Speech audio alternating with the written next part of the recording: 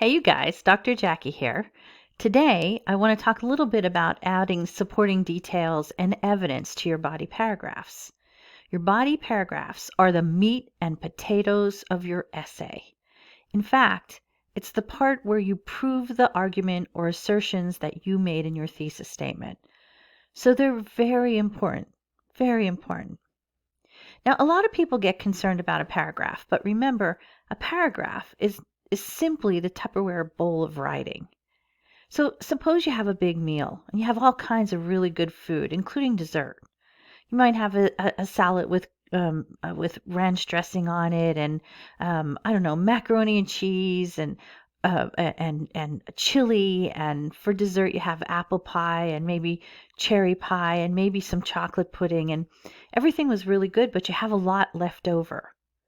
Well, you wouldn't put all of that into one Tupperware bowl, right? It's kind of gross to think about it.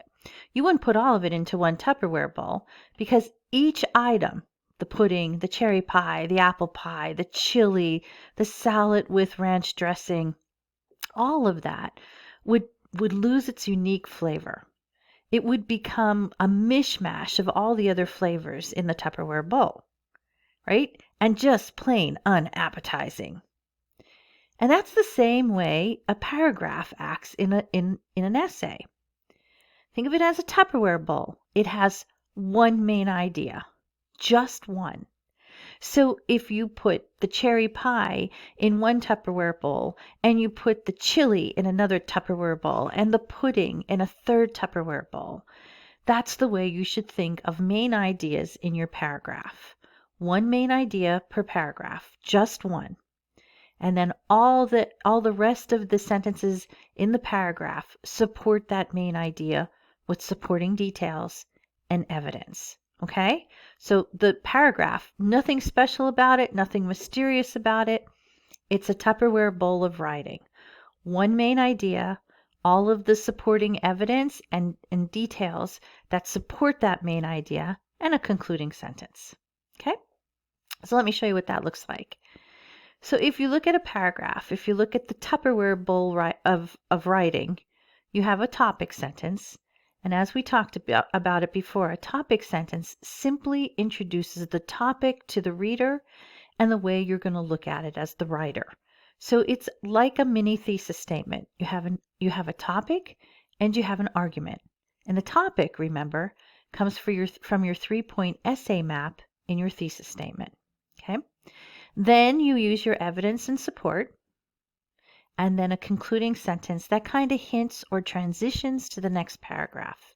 And that's it. That's all you put in the Tupperware bowl of writing. So we have three major types of evidence or support. The first is the word of experts, and in general we think of them as direct quotes and paraphrasing.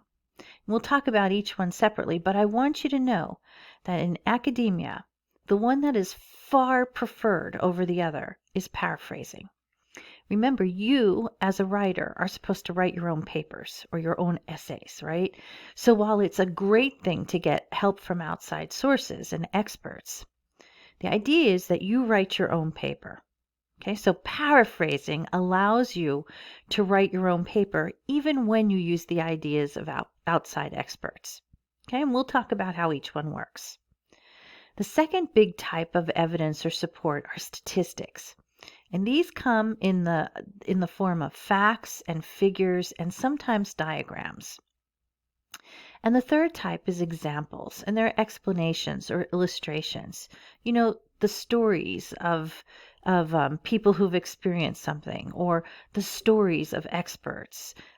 If you were writing about computers, for instance, computer software, you might tell a short story, a short example, or an illustration from Bill Gates. It would make sense. He's an expert in the field. Okay?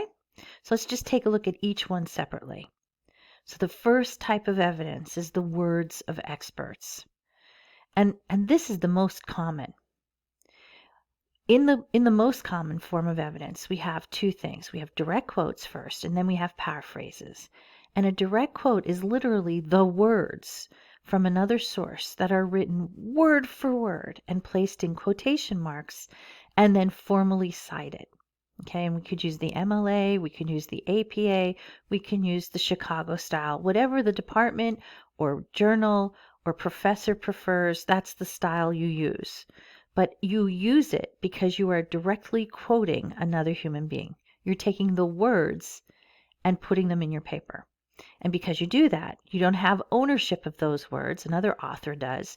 You put them in quotation marks, and that tells the reader what's about to come I didn't write. Okay, so if we look at this quote here from Helen Keller, you could see they're in quotation marks because it comes directly from Helen Keller's work. Okay, and that's a direct quote. Now, direct quotes are like hot peppers. One or two enhances the flavor, but more than that, you can't eat it.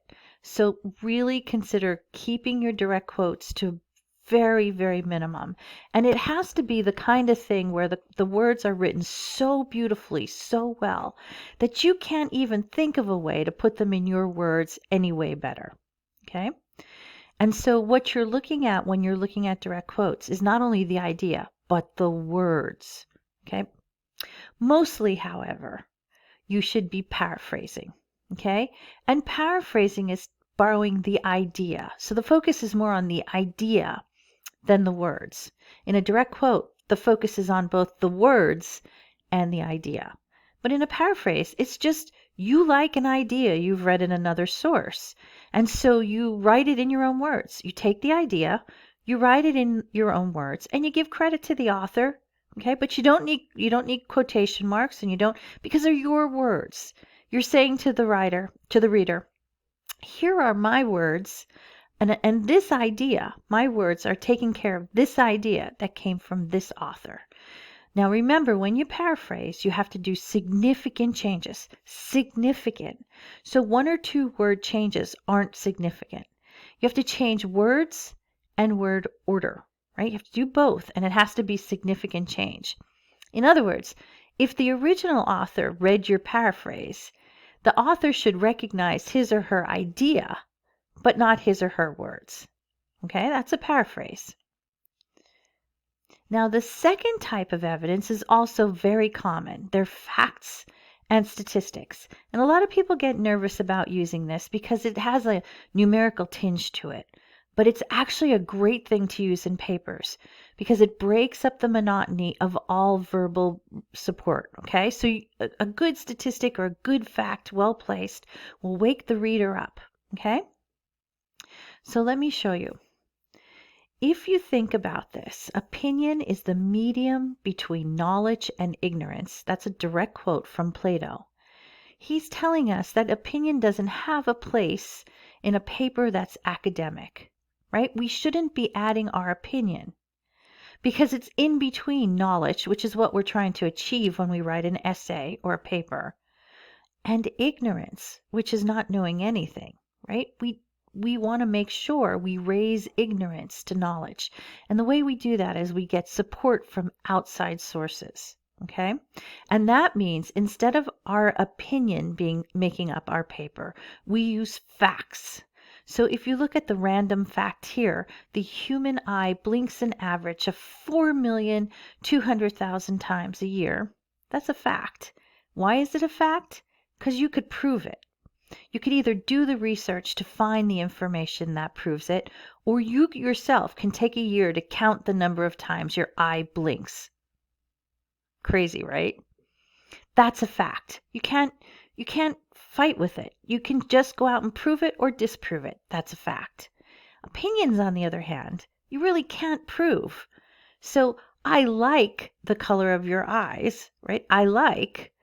Well, how can you prove that? How can you prove me wrong? It's my opinion. I like the color of your eyes. Or I think his eyes are beautiful. Again, it's my opinion. How can you prove it or disprove it? Or if I say green eyes are the best, give me some research that proves that. Until you do that, it's an opinion. Okay? And the dead giveaways, I think, I like, I believe, they are all opinion-based structures, okay? So don't use them in your academic writing or your essay writing. Don't use the structures I think, I like, I believe, because they're just saying, here comes an opinion. All right, so facts are the first kind. And then the second kind are statistics. And a lot of you guys are afraid to use statistics.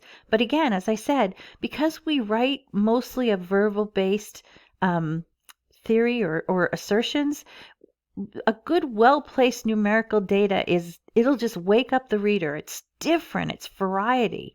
So don't be afraid to use them. So this is what you can do with statistics. If you're talking about communication, for instance, you can say 93% of communication is nonverbal. That's a good statistic. So if somebody's trying to make the case in a paper, for instance, that the words we say are less important than the way we say them, this is a good statistic. 93% of communication occurs in the nonverbal signs, right? So if I say to you, oh, I'm really, really interested in your, you know I'm not interested, right? Because I'm showing you through my body signals that I'm not interested. My words are saying something else, but you take the message from the nonverbals. So that's a good statistic. Let's suppose you're doing a paper on computers in education. You might be able to say, 40% of bullying happens in the cyber world. So there it is. That's a great statistic you can use to prove that computers in education may not always be the best thing. Okay? Don't be afraid to use a good statistic. Sometimes they're eye-popping. And the third type of evidence is examples. And we already talked about this a little bit. These are where you use short stories or anecdotes to prove a point, right? And this could be something like Steve Jobs talking about Apple computers. He's an expert or was an expert. And so he can tell you exactly what you need to know. Maybe he has a good story to illustrate how you use Apple computers. Or maybe you're doing a paper on the effect of stardom on a person, and you interview Brad Pitt. A short story or an interview from Brad Pitt is powerful because he's gone through it. He's an expert in that kind of conversation. Okay? So you can always also use your own experience as an illustration, but all illustrations should be very short in an academic paper, just a few sentences to give us a flavor. So the three types of evidence, again, are the direct words of authors or the words of authors or experts. The second type is facts and opinions. And the third is examples, which includes illustrations and examples. Hey, happy writing!